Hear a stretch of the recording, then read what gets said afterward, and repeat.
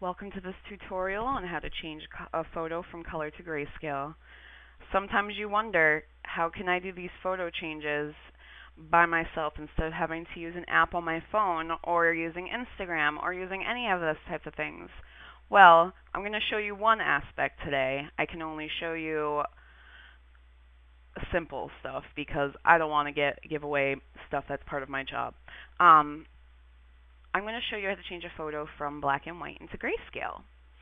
The first step to this would be going to a website and finding a photo. xxc.hu happens to be my favorite place. You sign in, and they have photos that are usable for anyone, realistically, as long as you make sure you check the licensing agreements. So I'm going to do a cat. And then I'm going to find a cat with some lighting, which here it is. I'm going to view the image license and make sure I can use this. You may use the image in digital format on websites, multimedia presentations, broadcast film, video, and cell phones. So I would click on the photo, wait for it to load, right-click, save image as, and then save it as cat1.jpg on my desktop.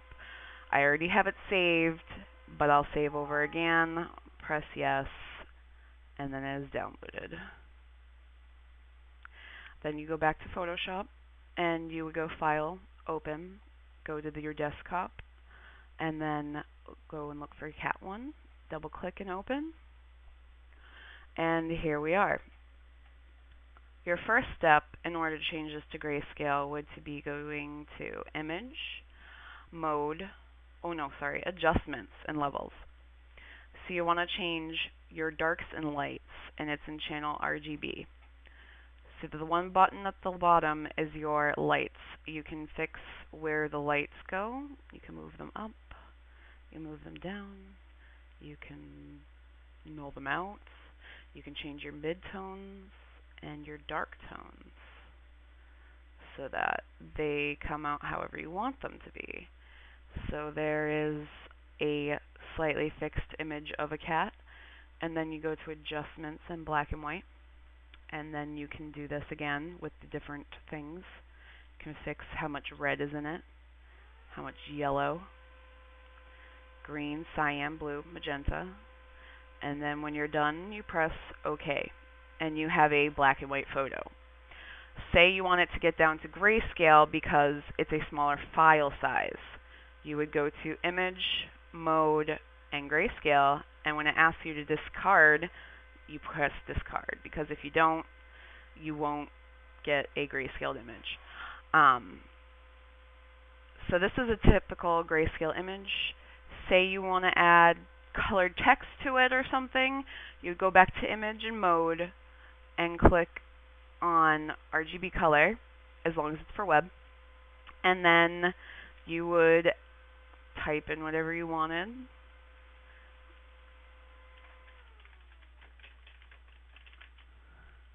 And that's how you make a grayscaled image. So the last step would be to go to File and Save As, and then find where you want to save it as. And you do not want to keep the format as PSD, or it won't be able to be uploaded. You want to have either a JPEG or a PNG file, preferably a JPEG.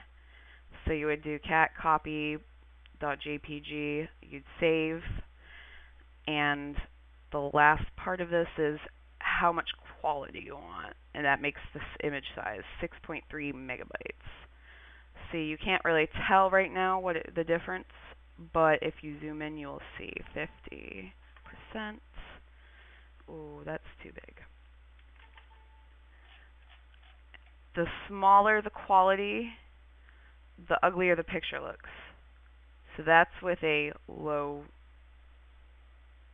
res. I don't know, you can't really tell right here. But then you save it, and then you have a grayscaled image.